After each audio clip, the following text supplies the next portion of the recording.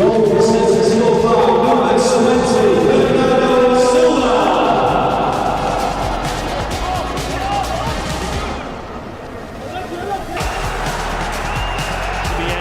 for an opening here for City. Tarnat. Macken, he's won it! He's won the tie here for Manchester City.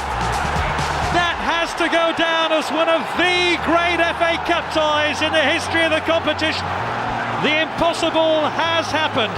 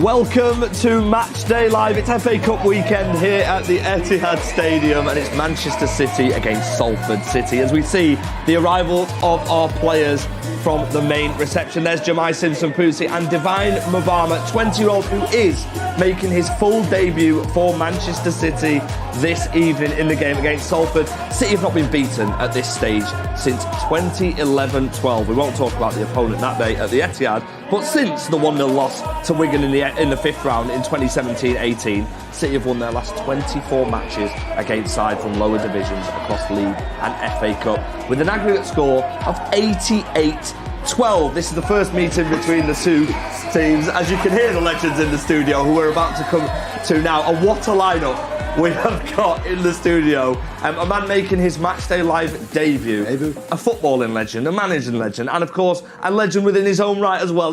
Both absolutely huge. Peter Reid, welcome to Matchday Live. Paul Dickov, welcome back to Matchday Live. It's great seeing this, lads.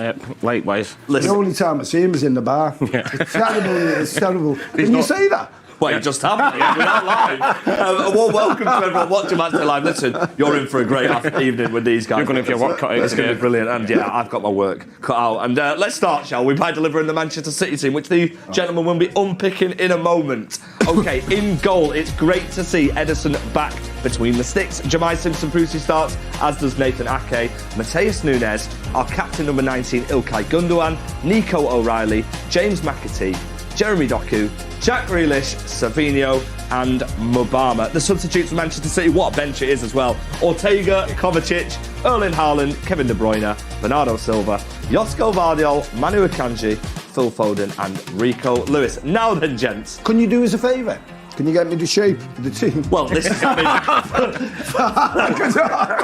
Funnily enough, right, we are blessed to be joined by two people with managerial experience. What do you make of the team, Paul? What are you doing this afternoon? Over to Peter on that one. I think it's a very offensive side, looking at it, because I don't see many outright defenders there, do you? If you look at 11, it's Jamai and... Yeah. That's it, really. Centre half. So you go with Jamai at centre half, which is a good start for us. 10 up front. Look, it could be anything, but we're so blessed to have a team of players that can potentially. No real full-backs in there. Then you've got Gundo defensive midfield, and then what have you got? O'Reilly, Jack, McAtee, Some Mubama. Players, isn't it? Yeah. Some attacking players. Yes, Savinho as well. So it looks as if there's going to be two at the back, one holding, and five what up about front. The bench? Yeah.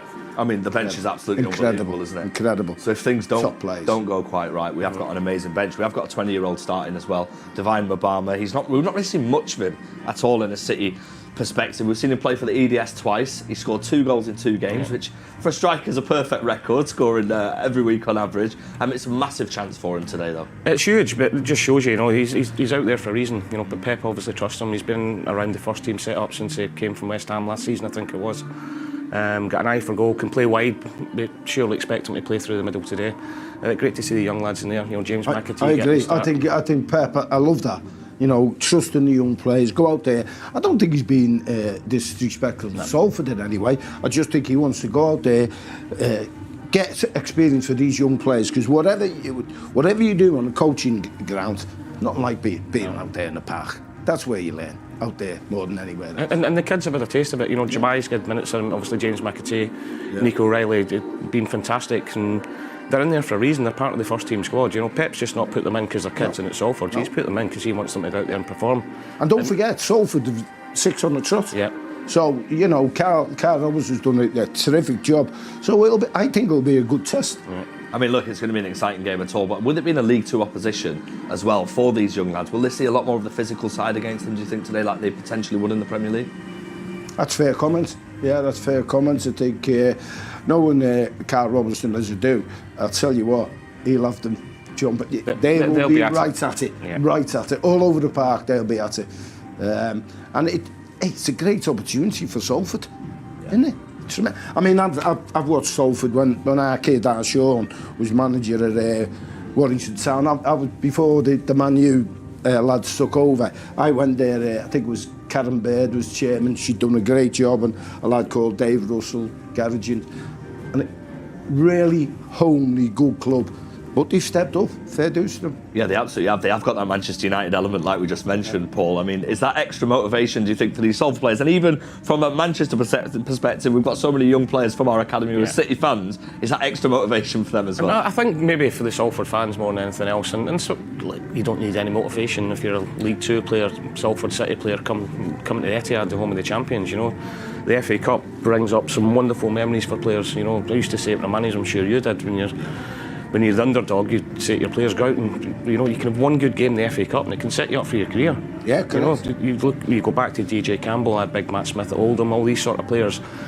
They get into the spotlight against the big teams and have a good game, and then they go and get moves on after it. So Carl will be saying that to them, but also be telling them to go out and play with no fear.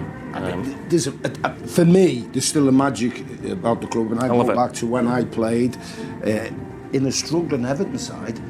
We had a run and won the FA Cup in '84. And from then on, we just went like that. It was amazing. And the 3 finals on the trot, got beaten 2, which I don't want to talk about. But it was a catalyst for change. Yeah. So, and like you rightly say, and Paul, for these young lads, it's a great opportunity. A really, really good opportunity. We are going to touch on your career later on. We'll try not to mention them finals, but of course we will mention the one that you've won. Yeah, just the one. The winning one, not the other 2. And the opposition. Please don't. You'll see a grown man cry. But yeah, absolutely. We'll definitely touch on. I can't wait to do that. I mean, what a lineup we've got in the studio. Paul, let's talk about players like Mateus Nunes as well. And we've spoken a lot about the younger players in the team. But when you look at the Manchester City starting lineup, a player that really he showed a bit more of himself in a moment when the team was struggling. Now that we've won 2 in a row, and there's a bit of momentum behind him. It's a big opportunity for him. It is. And look, at the start of the season, or earlier on the season, when the club were having a difficult run, I think Mateus was probably one of our better players. He gave energy in midfield, he carries the ball well, gets us up the pitch. And unfortunately for him, I don't want to mention the game against United where he made his mistake, and he was devastated by that, and then he's picked up a couple of injuries. But it'll be interesting to see where he plays today, because he's played full-back, he's played midfield, he's an attacking midfielder. So, but it's great to see him back out there on the pitch. It took him time to settle in, hasn't it? But he's quality. He's got qualities. And he's up against quality opposition, in the position that he's got as well. But it was good to see him really progress earlier on in the season. And over the last couple of weeks, obviously, he's not been involved in the squad, but great to see him back out there today. And he want to prove a point as well. He was visibly devastated after the United game when he made the mistake. So the best thing you do in making a mistake is get back out there and put a performance in. Yeah, absolutely. I'm looking forward to working out where he's going to be playing as well. I'm looking forward to working out wherever. I mean, please let us know if you're watching MatchDay Live what you think the lineup's going to be, because we will listen. Let's talk about Savinho, shall we? I mean, a player that we can probably predict where he's going to play because he's played really well recently. He's picked up goals and assists now. He's added that to his game. Tremendous technique. Every time he gets the ball, he's one of them. Yeah, get your eye, you see, done. He's got great technical ability, and by the way, he can go past people, and he can deliver both ways as well. Yeah, he can deliver. I mean, I think he's he's a top player. We're looking at some of the clips here. This was the own goal, actually, but it was all made from him. A massive moment for a player. It seems like, Paul, when you're not scoring goals, it seems like the luck's not in, but then the luck goes your way as soon as you get one, and the momentum continues. It does, and he's been desperate to score all season. You can tell that in his play, and he's performed really well. I think when he first came in the summer, I don't think people would have expected him to start the season, and I think he impressed everybody for somebody so young, coming from a different country as well. And historically, sometimes it takes players to settle in Man City under Pep and everything else, but he's been great. Unfortunately, he had a little bit of an injury, but he's a winger that can play in the left and drift in his left foot as well, but on the right and coming in his left foot. But here, this is just unbelievable, isn't it? Terrific. The ball in. Yeah. That's so trouble. With Brazilians, you look at them and you go, great technical ability. Yeah. But I'll tell you what they are. The South are hard as well. Yeah. Honest to God, I was fortunate enough to play against Brazil, Argentina, Paraguay, and they go on about technical ability. But when you're in the tunnel, you see them, they're like physically, boom. And this kid has got a physicality about him. Besides being brilliantly technical, that's magnificent. I mean, what a ball that is. I think I would have scored from that ball. It was so... I don't know about that. I was just trying to get that one in there. But look, we look at him in the way that he drives with the ball as well. From deeper positions in particular like this. This is a player playing with confidence who's only going to get better. And a great finish, of course, by our number 9, who we know everything about anyway. Well, what he's got there, how positive is he? He's acting. And by the way, defenders are 8 people, but the awareness to pick the pass. Yeah.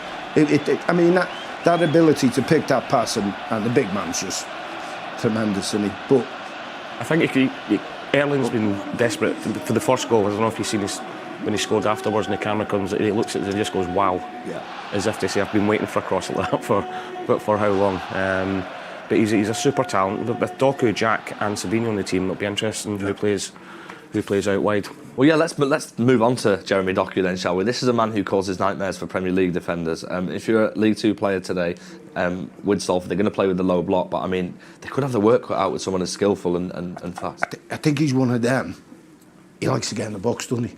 And as we know with the modern game, you've got to stay on your feet then. And that's what he drives into that box and he says, wow, come on. And I think that's a massive, massive thing. And I think he's been terrific as well. And he's another young one. He'll only get better. Yeah, great opportunity. Very impressive. Today, very impressive indeed. We're looking forward to seeing him. Of course, listen, our co-commentators, Ali Man and Nicky Weaver at Pitchside, and they're going to deliver the Salford team news. Yeah, welcome to Pitchside, where the temperatures are dropping quite dramatically as darkness falls on the Etihad Stadium. Well, whatever the situation, whatever the atmosphere, it is the FA Cup, and it is normally a very special day on FA Cup third round day. Alongside me on commentary duty today is a former City goalkeeper, Nicky Weaver. Nicky, we've had a look at the City lineup. Can you work out who's playing where? No, I think your guess is as good as mine, but listen, it's going to be a makeshift. We probably think a back 3, possibly back 4. But yeah, there's still enough quality in there, I think, to obviously cause Salford a lot of problems and score plenty of goals. But yeah, Pep's picks, it's a very, very strong team, but he is giving opportunity to a couple of youngsters who will be deserving of the opportunity, because Pep's not someone who just gives sort of cup appearances to anybody. They've got to be earned. And it's nice to see Mbamba getting a chance up front, Nico O'Reilly in midfield, who's sort of been knocking on the door this season. So yeah, nice for the players to get an opportunity, and it's up to them to take it. Edison back after a little injury problem, and he's in. Doesn't normally get cup appearances. Has there been a bit of a swap there with him and Ortega? Yeah, it's a bit roles reversed, isn't it? And listen, nice to see him back. I'm a huge fan of his, but Stefan Ortega's been terrific in his absence, and now he's back to full fitness. Nice to see him back, but like I say, it's almost like we've not got a number 1 and number 2, because they both play at such a high level. I don't think it affects the way we play, or there's no sort of drop off in standard there for sure. Do you think there's ever been a stronger substitutes bench than the one that City have got today? Well, it's a very expensive bench, isn't it? And obviously there is a plan B, because, like we said, he has given a couple of youngsters an opportunity. And if things, for whatever reason, don't quite go according to plan, he's got the big guns on the bench, and there's plenty of big guns. So, yeah, he's got all sorts of options from the bench, but let's hope he doesn't need them. Well, what we haven't given you so far is the Salford team, which I've got here. In goal is Matt Young. Then it's Kevin Burko, Osama Ashley, Tyrese Forner, Matty Lund, and then it's the captain Curtis Tilt, Haji Manoga, Kylian Kouassi, Luke Garbett, Hakib Adelakun and Liam Shepherd. Obviously names that won't be familiar to many, but one person that has caught your eye for obvious reasons is their goalkeeper, Nicky. Yeah, Matt Young is on loan from Sunderland. Sunderland expect big things of him. They really rate him highly, sort of in the sort of Jordan Pickford sort of standard. And he's coming. He played a couple of cup games, did really well. The manager's thrown him in. He's only 18, nearly 19, I think. And I think he's let 1 goal in 9 games, and I think he's kept 6 clean sheets on the spin. So he'll be full of confidence, and it's always nice to see a young goalkeeper breaking through. So hopefully, I'm sure he'll be the busier of the 2 goalkeepers, but it'll be nice to have a look at him in person. Of course, you were a similar age when you broke into the first team. What will he be feeling like on a big occasion like this? It'll be a mixture of nerves and excitement, but I think when you're young, you've not made the mistakes, you're not scarred, so he'll play with no fear. And he's coming onto the Etihad, a great arena to play, playing against some of the best players in the world. So for someone who's only been left school a few years, I'm sure he'll have all his friends and family. It'll be a dream come true for him, and like I said, it'll be nice to have a look at him live. And within their ranks, Luke Garbett, I know you come across before. Yeah, he was at Everton as a young lad. I think he made a few appearances for Everton, and I remember seeing him as an 18, 19-year-old, thinking he was really going to sort of kick on to that next level. He's obviously had a decent career up and down the leagues, not quite at the level that perhaps people thought he was going to, but still a good player. And on their bench, and I don't mean substitute-wise, I mean in the dugouts, along with, of course, the manager Carl Robinson, they've got Alex Bruce and Ryan Giggs. That tells you about who City are up against today. Absolutely, and there's 1 or 2 others here that I've seen walking in, Nicky, but, and obviously, listen, the class of 92 will all be here. It's a big game, the media have been making a lot of it, but a great day for Salford, but let's hope it's all about City. Just one final thought before we wrap up. What are your feelings about how this might go? It is an experimental City lineup after all. It is, but listen, we've got more than enough to beat Salford. For Salford to get anything, a lot of things have got to go wrong for City. Maybe get a man sent off, have all the luck in the world. But strange things happen in 90 minutes of football and in the FA Cup, but I really don't see it today. OK, well, that's all from us for the moment. We'll be back again in a few minutes' time with our final thoughts. But from the freezing cold, back into the nice warm studio. Yes, welcome back to the warm studio, like Ali just said. I mean, Nicky, you look really warm in that jacket. To be fair, we've just seen the Salford team, and there's only one place we want to start here, and that is with a man who Paul Dickov gave his debut to. Any idea who I'm talking about? Yeah, young Matty Lund, there is, from Stoke City. He was only 18 at the time, actually. I took him on loan to Oldham, and it was great for me for the month I had him. He's probably too good because they recalled him and sent him out on loan to I was on Stoke at the time. You took him. Young. Great kid, and went on to have a really good career, and it makes me feel old now seeing that he's a senior pro at one of the clubs now, because he was a young kid when I had him. Yeah, the senior pro, he's got 4 goals and 1 assist in 20 games. I mean, he's going to have his work cut out against this Manchester City side today, but it's another great opportunity for him in a career that's been a great career for him. Yeah, without a doubt. I mean, he was as a youngster, he was always very energetic, worked hard, great attitude about himself. But just listen to Nicky there. I was at the Sunderland Portsmouth game last weekend, and he was talking about Young in height. He said, he's up there with Pickford when he was a kid. And like Nicky said, 1 in 9 games conceded. Superb. I mean, 18 years of old. He's on loan from Sunderland. Like you said, 8 clean sheets in 14 games across all competitions. To have that level of confidence as an 18-year-old goalkeeper, I mean, he'll be relishing this opportunity today because he should be busy. Well, look, you talk about him being a talented boy, but mentally he must be super strong as well, because the League Two is a tough division.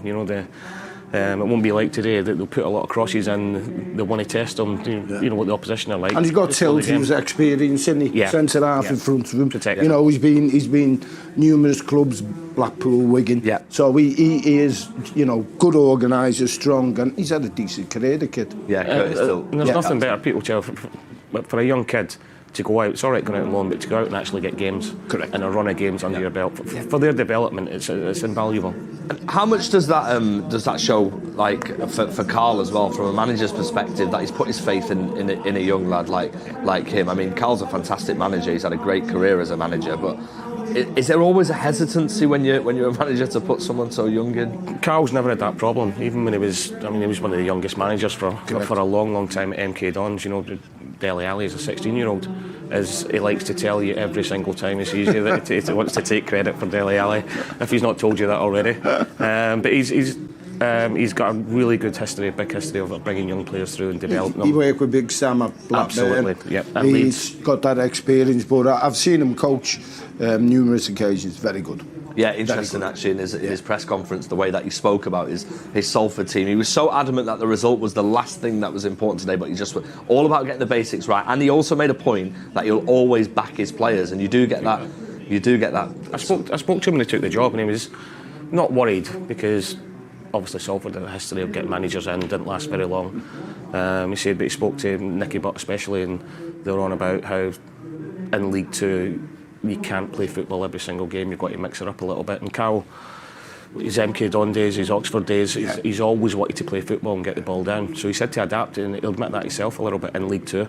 And fair play to him as well. You know, it's took him a while to sort of hit the ground running, but he's been told he's going to get time to stamp his authority on it and his style of play on it, and they're reaping the rewards for it now. Yeah, absolutely. This is Salford's first ever appearance in the FA Cup. But as a manager as well, touching on Carl once again, he's won 20 of his 44 matches in the FA Cup, which is a very good record. Oh, listen, for a young man, he's got vast experience. You know what I mean? And he's worked with some good people. But in his own right, like Paul was saying, he's done terrifically well. And when you go to MK Dons, Oxford, and you get this experience, and sometimes it's really difficult Soft to jobs. manage down there. And he's come through with flying colours, you've got to say that. Well, we have actually got a Matchday Live exclusive, and I'm not talking about the two gents in here in the room together. Natalie Pike went to the Peninsula Stadium to catch up with Carl, and here is what he had to say. You're coming up to a year in charge now, and wow, things are different, Carl. You are on an insane run at the minute. So 6 unbeaten, no goals conceded. You're into the automatic promotion places. Real positivity around the place at the minute. Yeah, it is. It's nice. I think it's a few days ago since I've been here. It's unique. I think the birth of the football club, especially for your side, that the city's very controversial. And it's been a really enjoyable ride so far. It's been hard work, and the players over recent weeks have been superb. We know we'll come up against, and the reason why you're here, the game at the weekend is going to be just a bit of something we're going to enjoy and almost celebrate how well we've done so far and take stock and go again. But we're doing okay. But as you know, that can change very quickly in this industry. First time you've ever qualified, first time the club, not you, the club has ever got to the third round of the FA Cup. That in itself must have been a huge celebration when you won the second round. But then to have drawn the Premier League champions in the third round at the Etihad as well. What was it like? What happened around the club when the draw took place? For me, it was just, brilliant. And the first thing I thought of was with the birth of the football club, and people always say, well, you have 4 or 5 years now in the Football League, the club stood still, it's just failed, that's failed. It's a load of nonsense in some ways when you actually look at the context of how far the football club has moved forward behind the scenes. And it was one of them, it'll give us an opportunity and a showcase to show everybody that we're still here.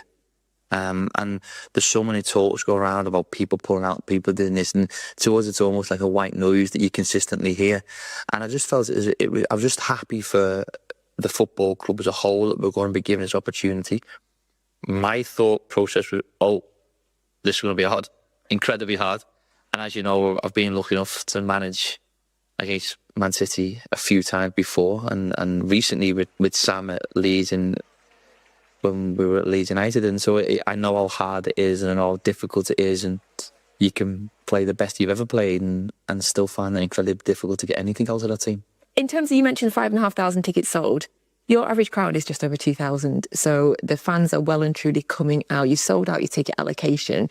What does it mean to the fans, do you think, to get into the third round, especially the fans that have been there, when you've been struggling? It's for them people that have stood on the terraces when this was so many steps down from where we are today.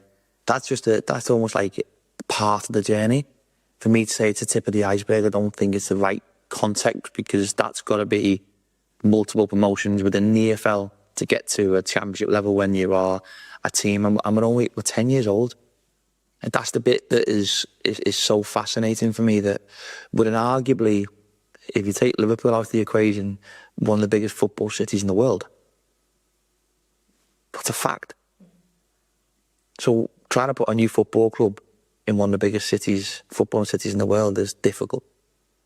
And I think we're willing to accept that challenge. We're willing to embrace the fact that our season tickets are the lowest in the EFL.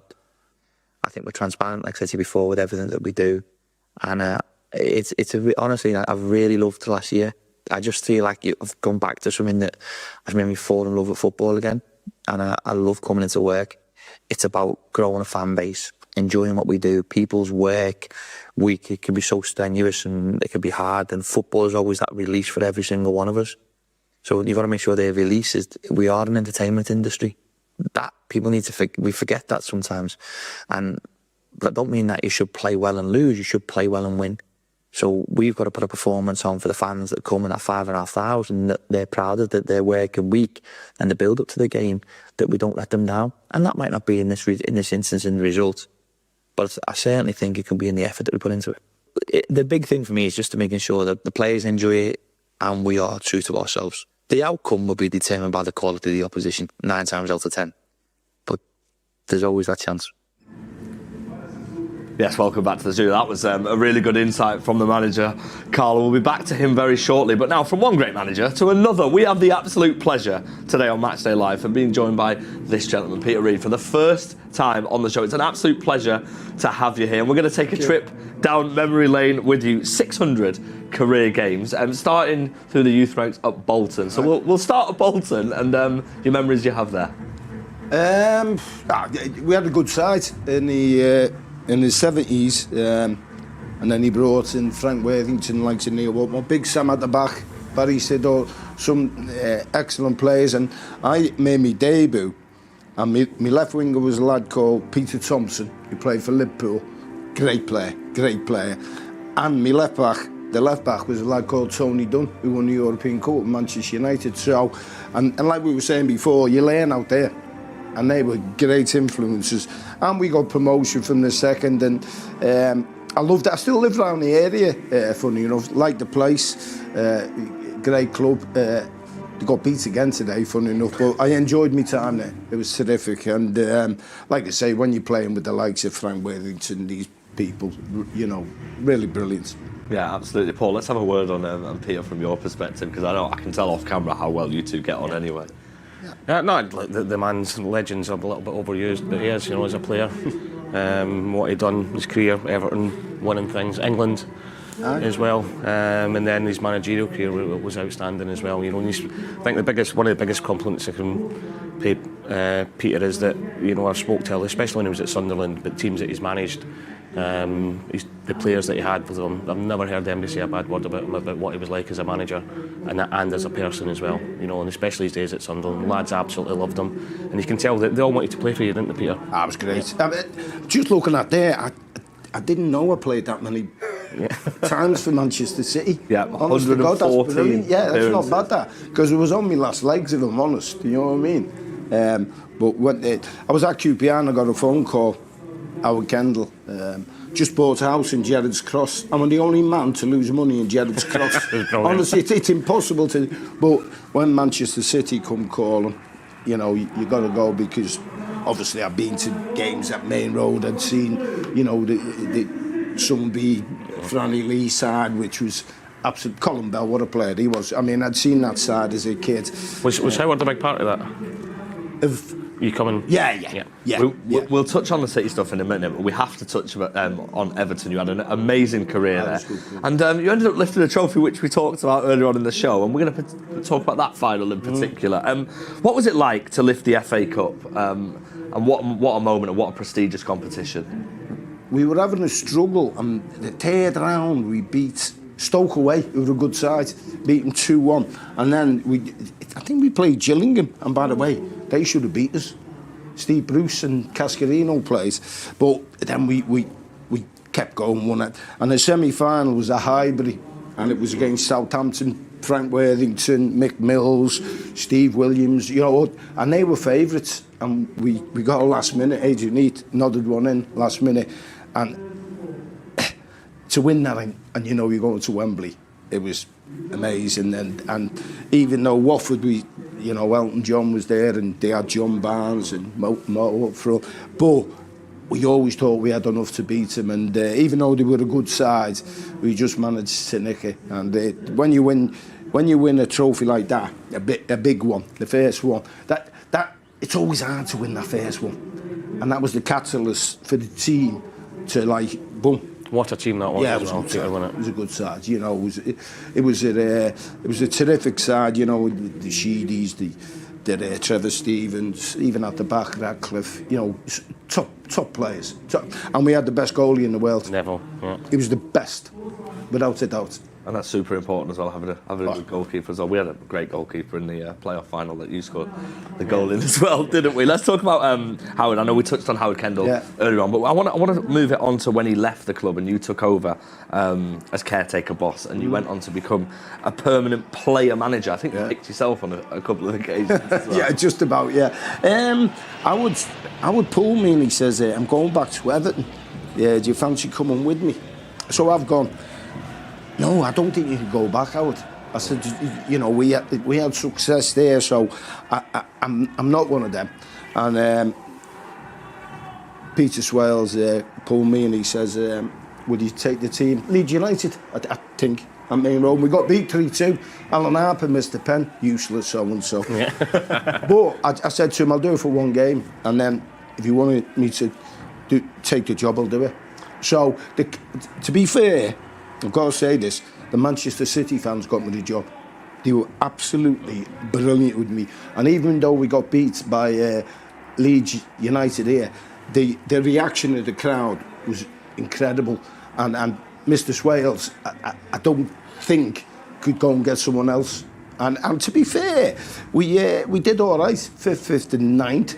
And I think I was the last manager till Mancini won the Premiership to finish above Fergie. Yeah.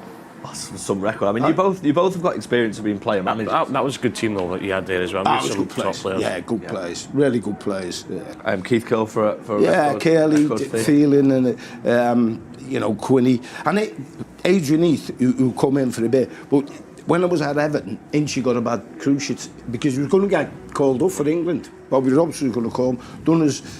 And he was a top player. And when he come, I mean, what Howard did, I think when I got here, we were 4th from bottom, and it was a bit precarious. And he got me in experience, but funny enough, they were all ex-Everton players like Neil Poynton, Inchy, you know, and even Mark Ward, you know, and the crowd were a little bit like that. But to be fair, we dug in and we did great, and there was a good atmosphere around the club, you know, real good atmosphere.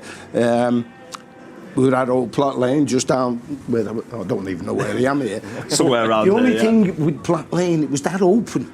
You couldn't do dead balls because you know people are clock you, honest to God. So we had to sort of do it on on a board and all that, and you're making runs there because I didn't trust because if I was playing against Man City, I'd get somebody to drive up. I'm sure you could drive past it and just have a look at Platt Lane. MD could walk in, couldn't they? Oh, it was unbelievable. We used to get, if we'd lost on the Saturday, we used to get on a Monday morning, not just on the Saturday after the game, but the Monday morning and then the Tuesday.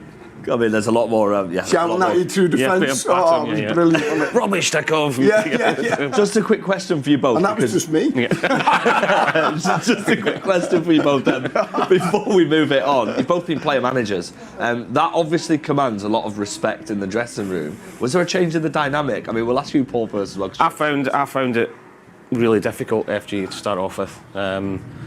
Because a lot of players I was managing, I'd played with or played against, some of them were my mates, and for the first couple of months I thought I could still be Dickie, their mate, and everything else, and after a couple of months I had to realise that I had to be, you've got to be the manager. You're right. I found that difficult because I love the changing room atmosphere, I loved reading, and as a player manager I find myself 2-3 o'clock in the afternoon sitting in the change room with the lads having the banter, and then That was big Jerry Taggart actually was my assistant. Big Jerry, he just said to me, brilliant. he said, Dickie, you've got to take a step back from that a little bit. He says, because you might think they're respecting you as your mate, but you're the manager now and you need to earn that respect as the manager. And I found it tough.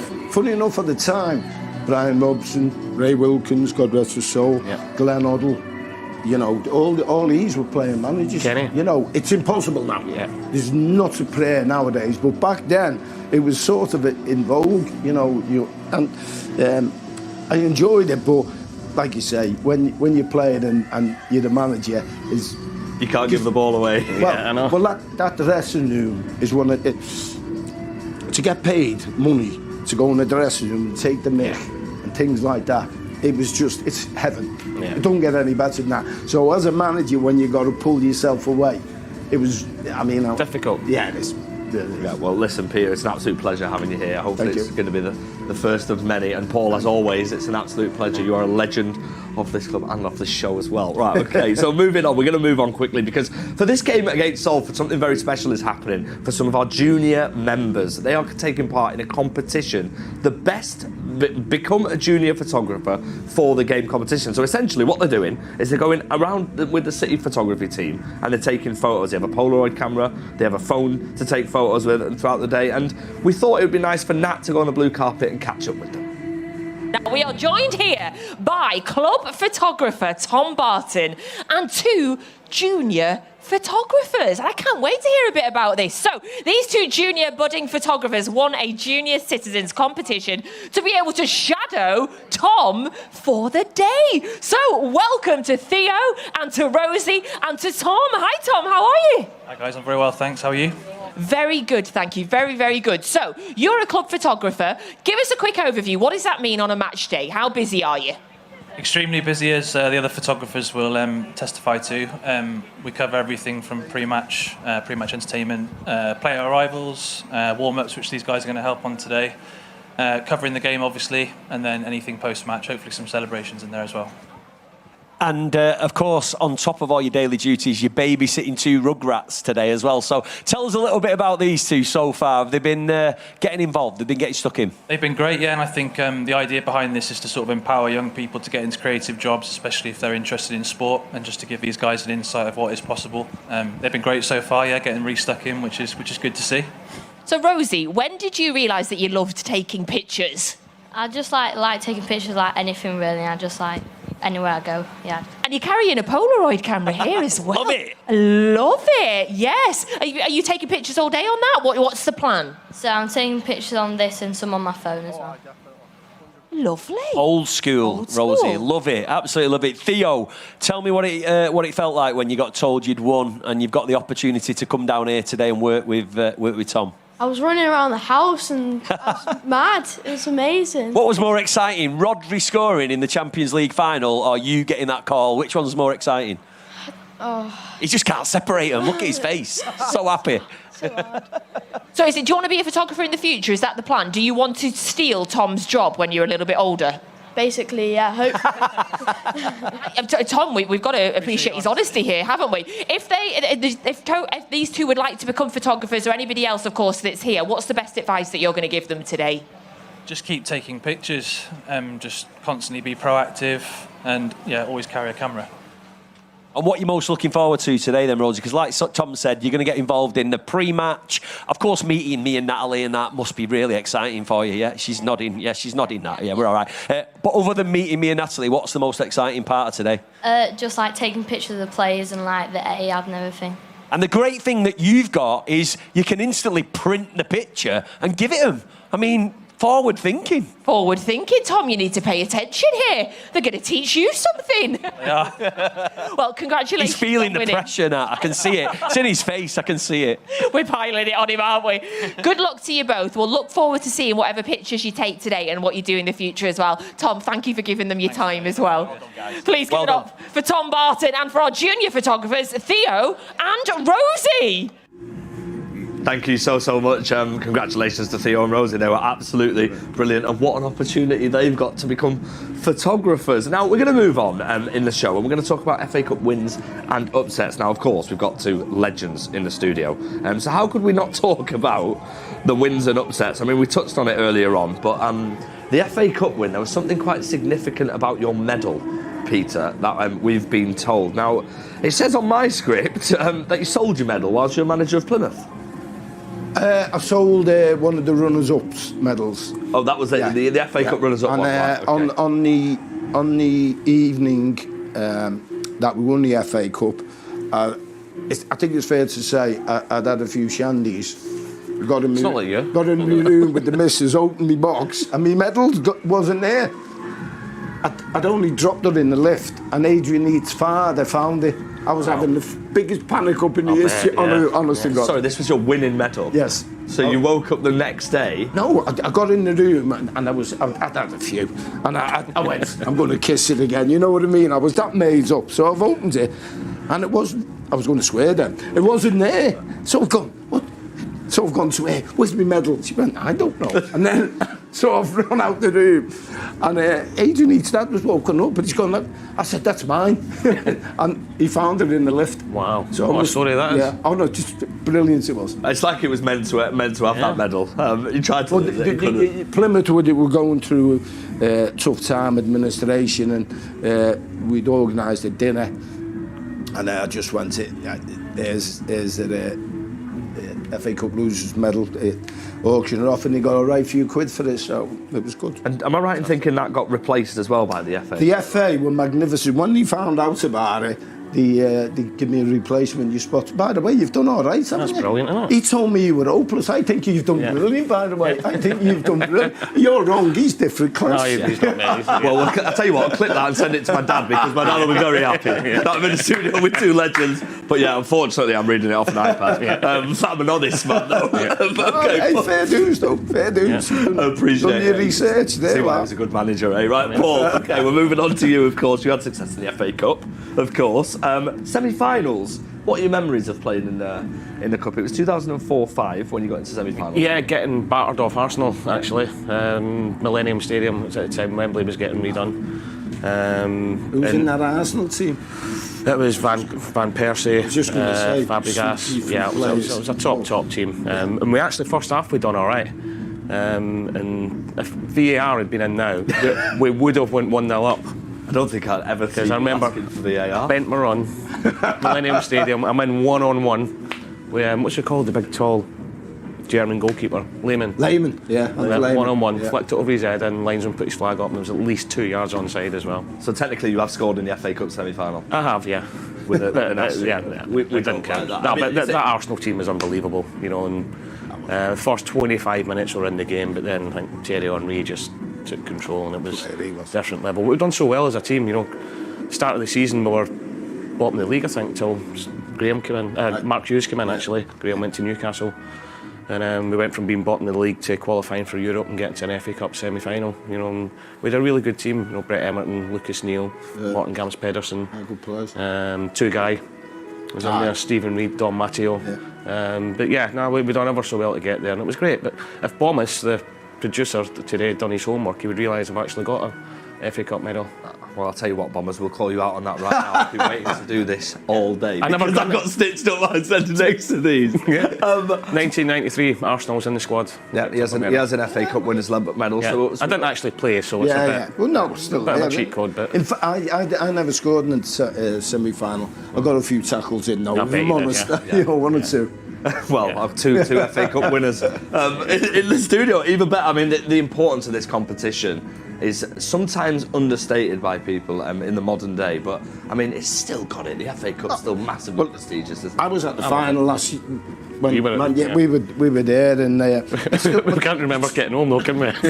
Well, I tell you what, he kidnapped me, and I ended up in a bar somewhere. Right. What was it called? Bubble. Old Ledge, wasn't it? What was it? Yeah. Oh dear me. Imagine if we'd have won. Let's talk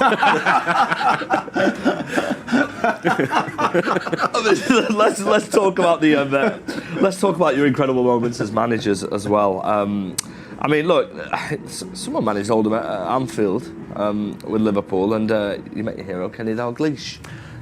In that game, it was a 5-1 loss. Yes, it was. To Oldham. What was it like facing a legend? Look, it was amazing for me. It was my first season as young player manager, and getting Liverpool in the FA Cup third round at Anfield.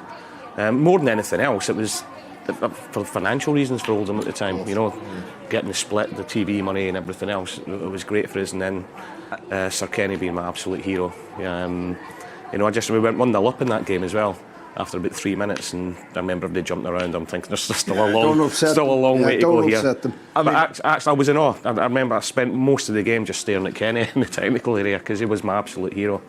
And then afterwards to go in and have a glass of wine with him afterwards and talk. You know, from me being that size a young boy, he was top for me. Besides being a great player, what a great guy, absolute brilliant guy. I just wish I could understand when he talks. Yeah, exactly.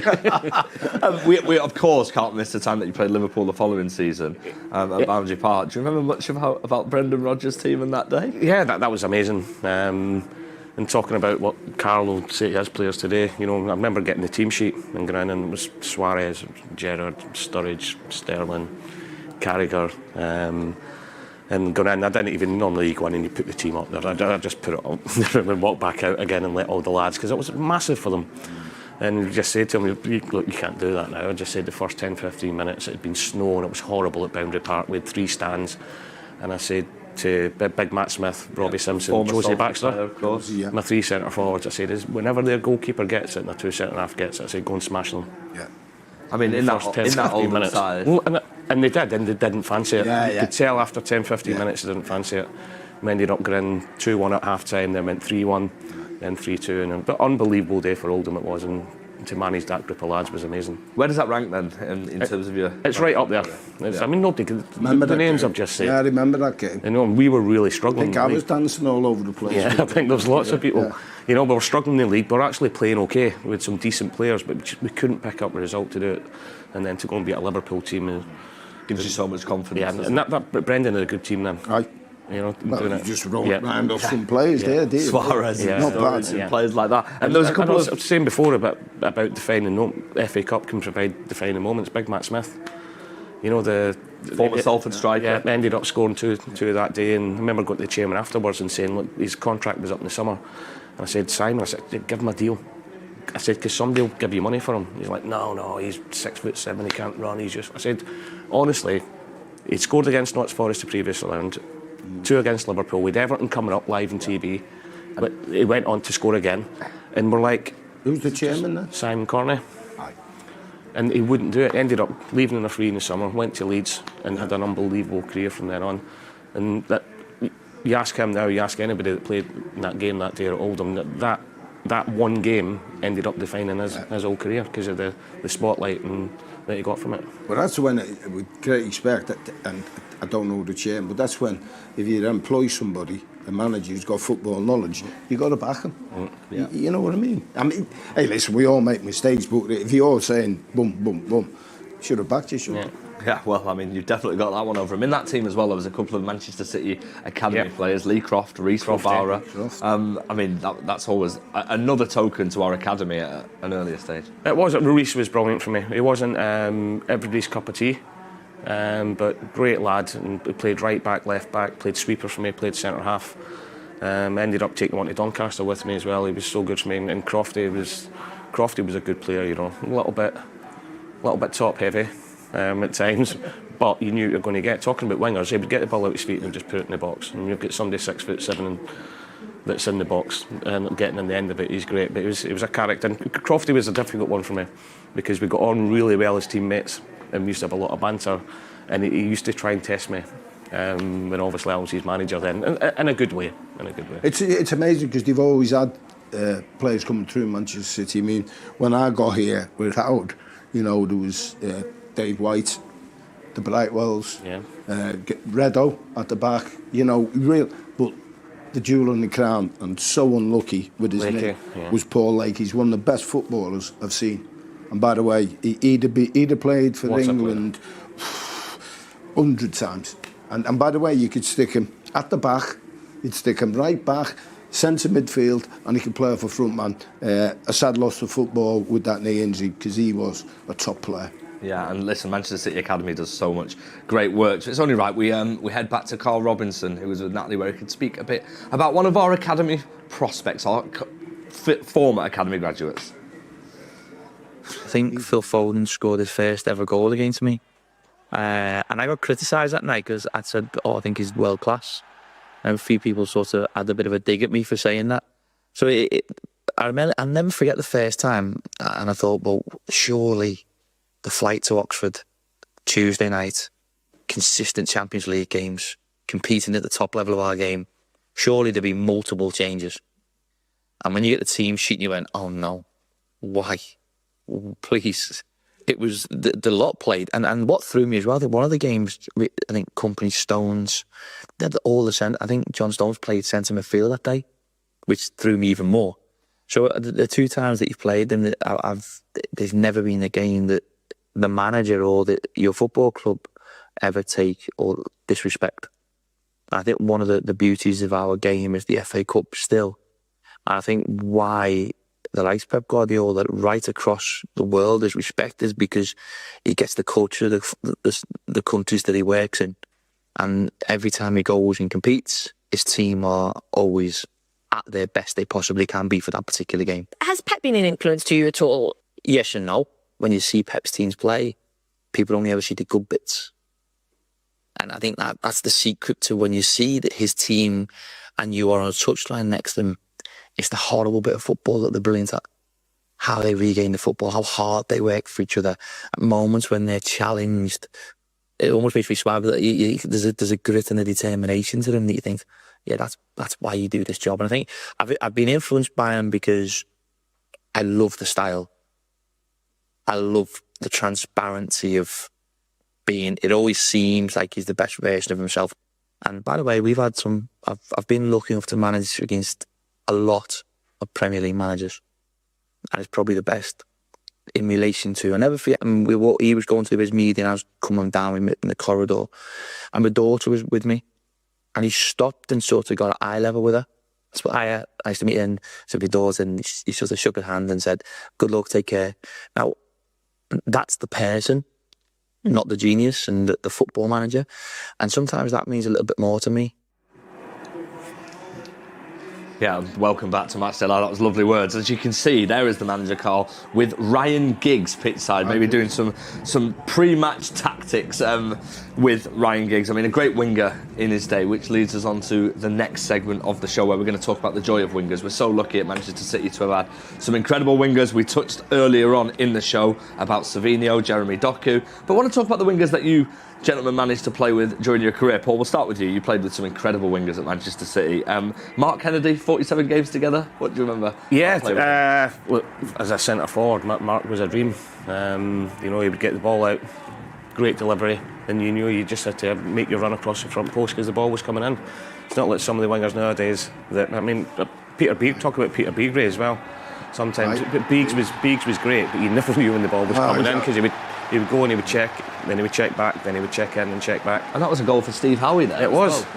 From the corner. It was. I hope Bombas has found a cross for Mark Kennedy and me scoring with a header.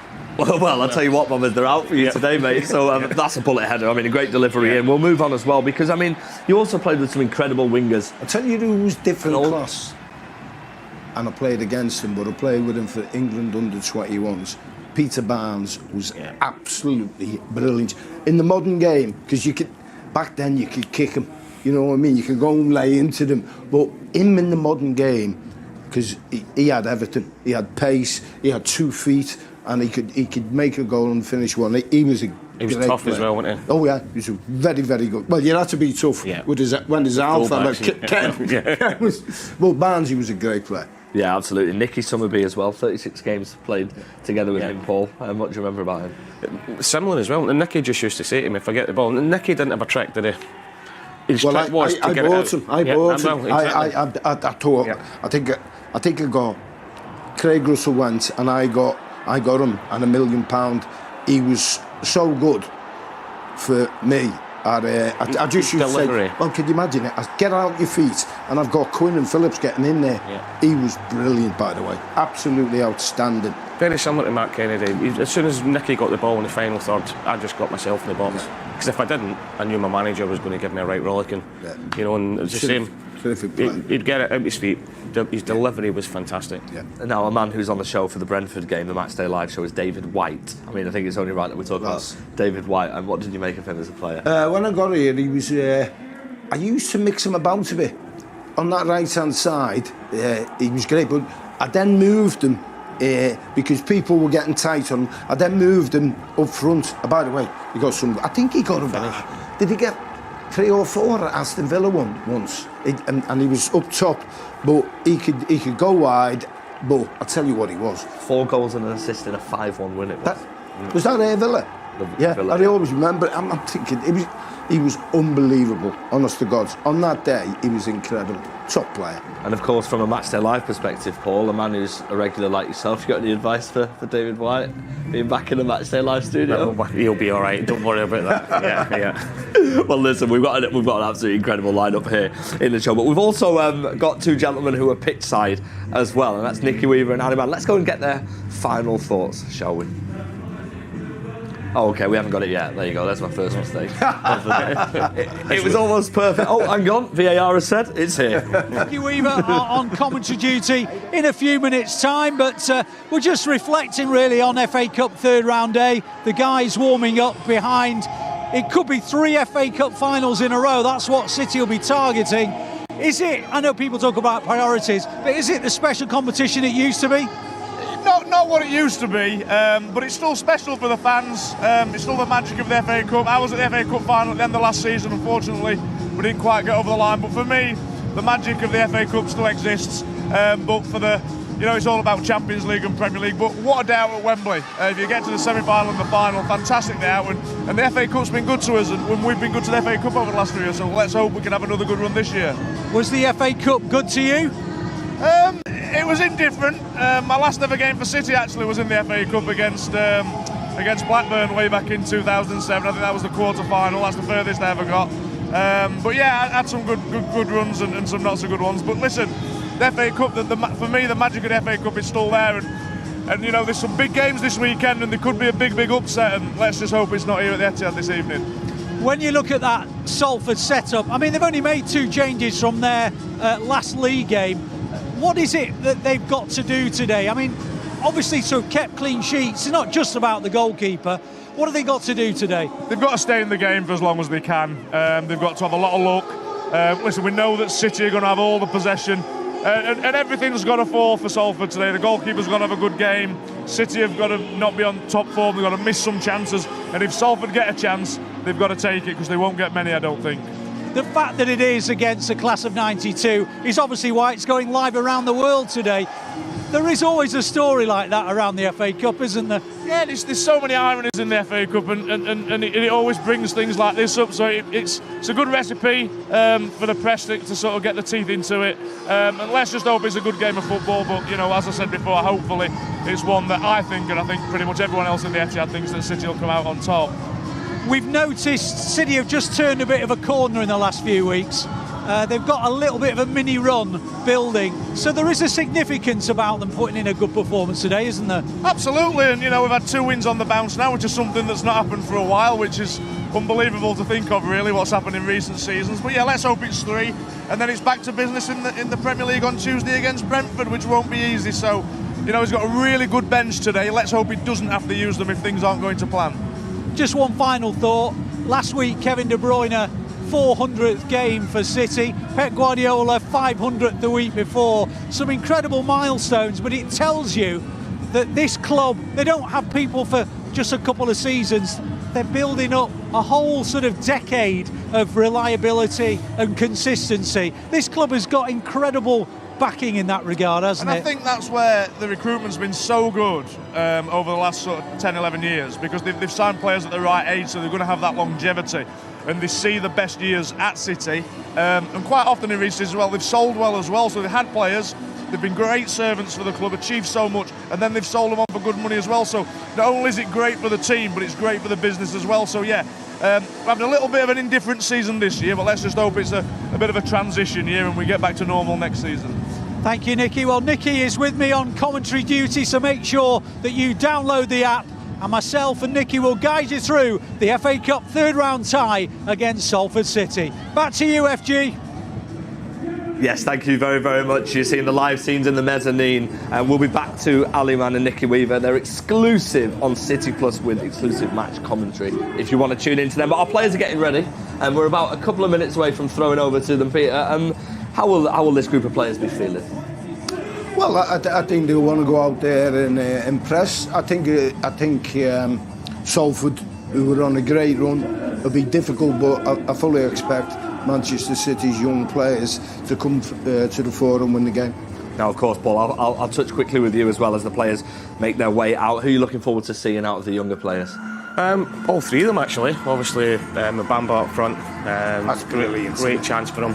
I'm actually talking about younger players. I'm looking forward to seeing Jack Grealish back out in the pitch again. It's a big game for Jack today. Yeah. You know, he's been in and out. Looks as if he's going to play central, which everybody says is his best position. So I'm buzzing for Jack, but then Nico O'Reilly, where's he going to play? There's rumours that he's going to be midfield, rumours that he's going to play in a back three, and also James McAtee. So yeah, it's great to see young lads out there, but there's players in that team that want to show Pep what they're all about, young ones included. Absolutely. That Tunnel Club is magnificent. I've been fortunate enough to be in there once or twice, and it is brilliant. And I'm sure you've just earned yourself another invite there as well. Let's get a quick score prediction from you both before we head back. No disrespect to Callum Salford, but I think it could be quite comfortable for Man City, so I'll go 4-0. 4-0? 3-1. 3-1. Well, listen, that was an absolutely amazing pre-match. We'll see you again at half-time. For now, we're going to head over to our commentary team.